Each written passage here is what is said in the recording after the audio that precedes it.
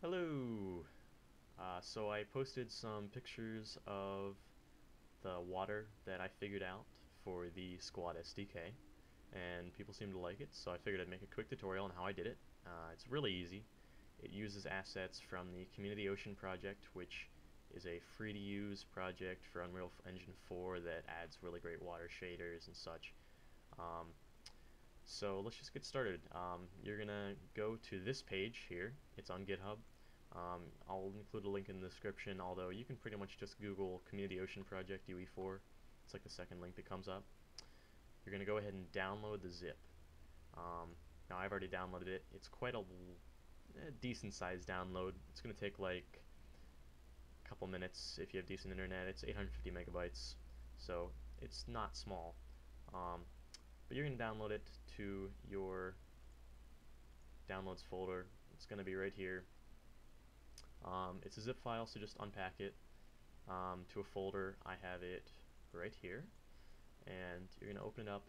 There's a whole bunch of stuff in here, and if you're working on anything else for Unreal Engine and you have your engine on 0.12 version, I think, you can use this. You can use the project, you can use the plugin, but for 0.13, the plugin and the project aren't updated, so you're just going to be using the content. And what you're going to do is you're going to go into the content folder. You're just going to be using the ocean, but let me tell you, the fish, the ships and examples in the sky, there's some really cool stuff in there, like the sound effects in ships and examples. The ocean waves queue is great. I use that on my map, and there's some particle effects and textures in the sky that's really cool. The fish, those are cool if you're doing underwater stuff, but you just need the ocean for this. You're going to Control-C copy that, and you're going to go to your squad directory. Mine is in my main hard drive, then squad, content. And this is where all the content is, obviously. You should probably know that. You're just going to paste it right in there. Let's go into real quick, copy that over. When it's done, you should be able to go into Unreal Engine 4 and open it up, and inside should be a whole bunch of stuff. We're interested mostly here in the materials, one of the meshes, and some of the textures. So first things first, you're going to go into your maps folder. So I'm using a map called tutorial map for this. It's just something that I whipped up in Unreal Engine or World Machine real quick. One thing before you do this though, make sure you have a skybox and make sure you have a skylight in your map when you're doing this, because without those two things it'll look really weird and it won't light correctly. So yeah, go into your maps folder and create a new folder. I'm going to call mine Ocean. You can call yours anything you want. It doesn't have to be in the main directory of your map. It can be anywhere. It can be in your map's assets folders, however you want to organize it. I'm not going to tell you how to do that. So you're just going to go into the ocean and then materials and then ocean versions, and you're going to find m_ocean_SSR, screen space reflections. And oh yeah, you have to go back here and you have to be in this view, but just move that. Don't copy it, move it. We're going to be moving all these assets because we're not worried about keeping the originals intact, because this is something that we've downloaded and can re-download at any time if we want to get the originals again. It's not like how you have to reinstall the squad editor if you copy or, alter the original stuff. So that's all you need from the mocean versions folder. Then you're going to go into materials. So let's just real quick open up the reference viewer for m_ocean_SSR and turn up the search breadth limit a little bit. So this is all the stuff that this uses. Most of this is engine functions, but once we get down to here, this blue thing, this is starting to be used from the folder that we downloaded. So we're going to keep that in view, and we're going to just kind of check and see what things this references, and we're going to be copying all those into our maps folder. So for materials, we reference this, and this. So let's just copy those really quick. From here, it's this, this, no wait, sorry, I was wrong about that, this, Gerstner wave set, 4-way chaos normal, 4-way chaos shared, MPC underscore ocean, and SSS. And as you can see, that's all this stuff in here. And we're just going to copy those over, actually not copy, but we're going to move those, like I said, move them over here. And then once that's done, they should all be in here, and they should have been removed from here. So now we're going to continue checking the references. Don't worry about this one, that's part of the engine as well. If you see engine there, it doesn't matter. It's part of Squad SDK. So we're going to need these textures. So let's go find these textures, shall we? They're in the textures folder. And don't mind me, I'm just going to move this to my second monitor so it's a little bit easier for me to see. But, you know, if you have 2 monitors, good for you. If you don't, you can do it just fine. It just takes a little bit longer. So you need T-foam D, T-foam normal, T-foam roughness, T underscore large waves, which are right here, T Perlin noise M, and last but not least, you're going to need T underscore Seafoam 01. I'm going to move those, wait for it to do its thing. Plus moving is a lot quicker. And the final asset that's in here is SM underscore ocean plane. And not only is that a reference for here, but we're going to be using it in our map too. So go ahead and find that. It's in ocean, meshes, and it's right here. Move that. So now you're good. You shouldn't need anything else from this for the time being. We're going to need a couple other things in a minute, but those are optional.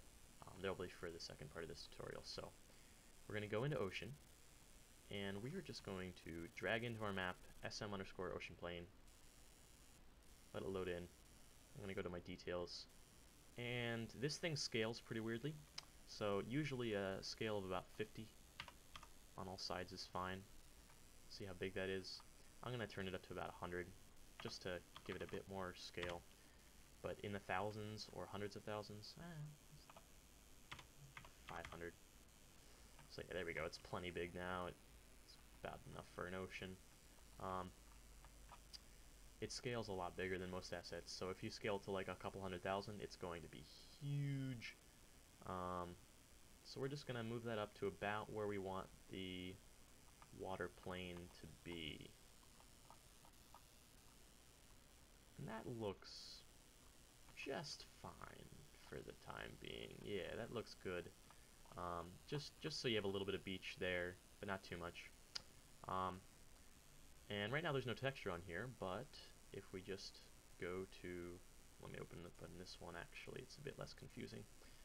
Go in here, and we're going to drag our M underscore ocean SSR onto here. Boom. Right away. Looks great. Looks real nice. First things first, you'll notice there's a lot of waves in here, and that's cool. That's really cool. It looks really nice, especially on the shores. For some maps, though, you might want to make it a little less wobbly, because it is pretty goddamn wobbly. You might want to change the direction your waves are going in. You might notice that you can really see the terrain underneath the ocean from this angle, so you might want to make the water a bit more opaque. And that is super easy to do, thankfully enough. You're just going to open up MPC underscore ocean. And let's drag that into here. These are all of the settings for the water material. Everything. The colors, the direction, the intensity, the textures, everything is in here. So there's a couple things that you're going to be focusing on here. So for one, let me just get this over so you can see what's happening in real time. So for one, there's the waves on the shore here. These look good on this map. On some maps, if the shores are really like shallow angles, the waves are going to be too much. So you can change depth test 1 and depth test 2, and that changes where the foam is, if you see. So the depth test 1 is for the white foam, and depth test 2 is for the blue foam. So that can change those very easily. I'm going to leave them where they are for this map, because I actually kind of like them. But there's also foam scale, which changes the scale of the texture of the foam. Might be useful depending on what you want to do. Looks good for here. And the foam time scale. I'm not really sure what this does, but it's there. There's also foam rotation in case you want to rotate the foam texture a little bit, make it look nice. So that's pretty good. And yeah, that's about it for the foam. It's really customizable. There's a whole bunch of other stuff. All these things do something. Some of them don't look like they do something, but they do. Next is opacity. So for this, it's 0.85, but if you look, we can definitely see maybe a bit too much of our underwater materials here. So I'm going to point it up to like 0.95, and it's going to be a little bit darker, but I think it looks a little bit better. You're not going to be able to see the bottom so easily. Currently there's no underwater things, but we'll get that sorted out, don't worry. It looks a bit nicer in my opinion, that's all. You can really change that to wherever you want. If you want to change it real low, you can. If you want to change it real high, you can. I'm just going to put 0.95, make it nice and even, nice and good looking. So yeah, pan waves, no idea what they do, no idea. What you're going to be looking at for these waves is wave set. Now, wave set amplitude makes the waves big, and if you turn it up too much, it does some weird shit. Right now, it looks pretty nice, but I usually put mine down quite a bit. So let's just go through these. Wave set amplitude makes the waves go up and down. Wave set length changes how big the waves are, like width-wise. Wave set steepness does about what you would expect it to. It makes the waves steeper. I don't change that much. It's usually like 0.25 is the perfect value for it. Wave set time multiplier, I believe it makes the waves go slower and faster. Yeah, that's exactly what it does. I haven't played around with it too much, but it looks pretty good at default. If you want to make your waves come in and go out a bit slower and faster, go for it. Change it. Now what we're looking at here is the wave set rotation, and this is going to allow you to change the waves so that way they are pointing the right way. So let's say you want the waves to come in from a certain angle and crash up against the shore at a certain angle. Just change the wave set rotation, and boom, now we have the waves moving towards our landscape, and it looks great. For this map with the really steep beaches, I would honestly like leave it right here. This looks great. I mean, the waves look nice, their subsurface catering looks good, but for some maps you would want a more gentle wave. Maybe the ocean's a bit just kind of more normal, more calm. And also at this angle with these waves, you can't really see many reflections that well because the waves kind of break up the water. So let's say you want to turn the waves down a bit. All you have to do is change the amplitude. I usually put mine at about 100, and that's going to turn it way down. And there's still going to be waves. Maybe you put it at 50, and there's still waves. But if you look, they're a lot more calm. The water is much more placid. Looks nice. Definitely something that I would go for. One other thing you can do is, if you really don't like the waves, go into the actual material, m_ocean_ssr, make an instance, use that, and then open the instance and go down to this setting, use Gerstner waves, enable it, and then disable the parameter. And this just completely disables the Gerstner waves. There will be no modulation on the shorelines, it won't go up and down. It'll just kind of be there. I like the Gerstner waves though, they look nice, in my opinion. So yeah. Okay, so a couple other things that we can change here. There is here. Detail normals, medium normals, and far normals. These are pretty interesting. So what they do basically is, if we get up close here, let's take a look at the detail normals. So the detail normals are close. So if we set those to a really small size, there's a lot of modulation. If we set them to a really big size, it's going to be really watery and not look good. So they're the detail normals. Medium normals, same thing except a bit farther out. You can see out there, they're just the regular outside normals. You can change their speed, their scale, and their strength. It's all very straightforward. I'm sure you can figure out how to use it. One thing I usually like to do is change my far normal scale to be like 15,000 instead of the 150,000 it is at. And then I like to change the far normal blend distance and far normal blend fall off. That changes how far or close the far normals are. I usually change it to about there. And then I make them blend quite a bit more. So that, I like that kind of look going on. And also it saves a lot of when the far normals are really big, you get a lot of this black weird stuff. So I just like it to be at 1500. 15,000. And it looks nice like that, I think. Yeah. So you can change a whole lot of other stuff. You can have foam caps. Those have to be enabled in the material instance, I think. You can do modulation power. There's a whole lot of stuff in here. A lot of it's very subtle, but if you really want to get in there and tweak it and make it perfect for your map, then be my guest. It's really easy to change all this stuff. There's also colors. You can change the sea color. Like if you wanted your sea to be, let's say, that color and green, you can do green oceans.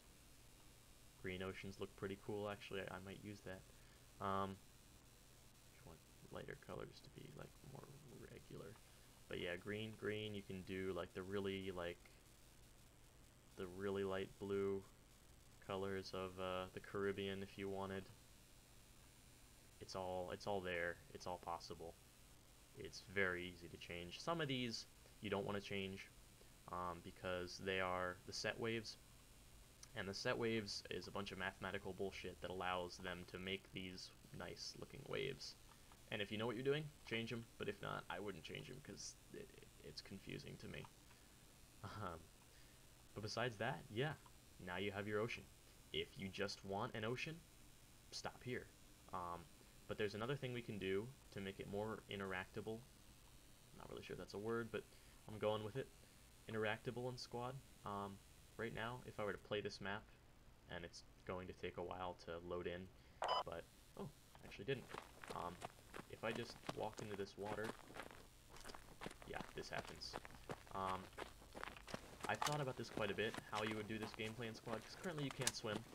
I'm sure the devs will get around to making that happen, probably pretty soon. But, no swimming currently. I'm not really sure how they do water, because I've never really, in Gorodok, I've never tried to walk into the river. I never really tried to see what happens. So I'm not really sure how the devs handle that. But in my opinion, the best way to do it, for my map at least, is to add a damage value to the water, so you take damage if you're underwater. And to add a post-process volume underwater, so it looks like you're underwater. You can't just see forever. So let's do that. Let's see how we do that. I'm just gonna close this real quick. So to do this, it's gonna take a couple extra things. You're gonna keep it all in your ocean folder, but you're gonna go back to content, and you're gonna find ocean, and you're going to find materials. And there's 4 things that you're going to copy here. You're going to copy underwater underscore pp and underwater underscore pp instance 2, and you're going to copy underwater distortion and underwater distortion instance. And you're just going to move them. Like I said, don't copy, move. You can do caustics too with deferred decals. I'm not going to do that right now because I don't really feel like using it, and it's not really that visible that I would need it. So once you got that there, you're going to create something wonderful, something new. You're going to create a post-process volume, drag it in. So let's go to details. We're going to change this so that it is big. 150,000 in that direction. Oh, it did it in all directions. I didn't want it to be locked. So yeah, it's going to be like 5,000 in this direction. So yeah, we're going to maybe make that big.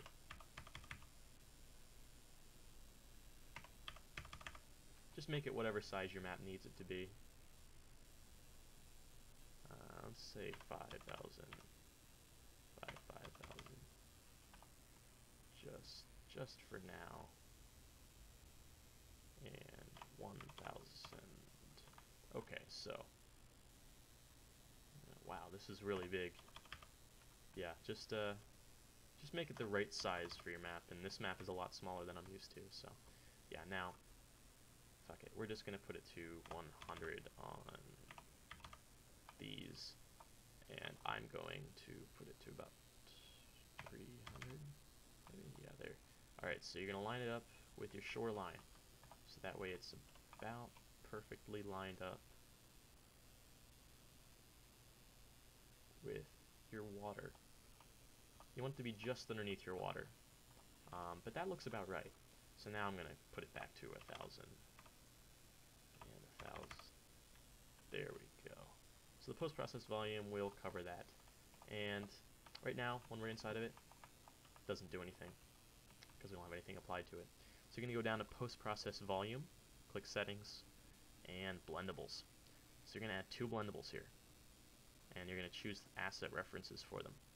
So we're going to go to content, maps, our map, ocean, and we're going to use this instance for one, and we're going to use this instance for the other. And at this point, you should be able to go under the water, and it'll be under the water. And if we F11 this real quick and fly around and get near some stuff, you'll see that it looks like there's wobbliness to the terrain around. It gets wobbly and it gets depth fog. So now you have underwater view distance stuff. Now you can change these, like if you want to change the post-processing for it, you can change the fog densities, for instance, make it foggier. I like it where it is for this map actually. But if you wanted to, you can make it really foggy. Really foggy. I think it's good though. So I'm just going to leave it where it is. And now, when you're under the water, now its exact location is a bit weird. It's not going to actually conform to the waves, obviously, because it's its own volume. But you can usually eyeball it pretty close. Now, if anybody could figure out some way to make it actually conform to the location of the water, that'd be amazing. I mean, I would love you for that. But besides that, it's pretty good. Let's just get in and test it real quick. See what happens. Yep. Now, it doesn't quite look right, like there's no refraction on the lake's surface. You could be using caustics, you could have a deferred decal, but this is pretty good for what we're doing. And I think I could actually take a whack at caustics, but that'll come at a later time, and I'll make a tutorial if anybody wants it when I do that. But that's pretty much all you need to know to make really nice looking water for your squad mod. I mean, it's very simple. Really all you're doing is copying over a bunch of materials and changing a couple settings, and besides that, there's nothing more to it really. And it looks great. It really does. The guys who made this water shader are freaking amazing. You should give them all your money. I actually don't know if they take donations or not, but if they do, give them all your money. So yeah, I hope somebody gets something from this. Bye-bye.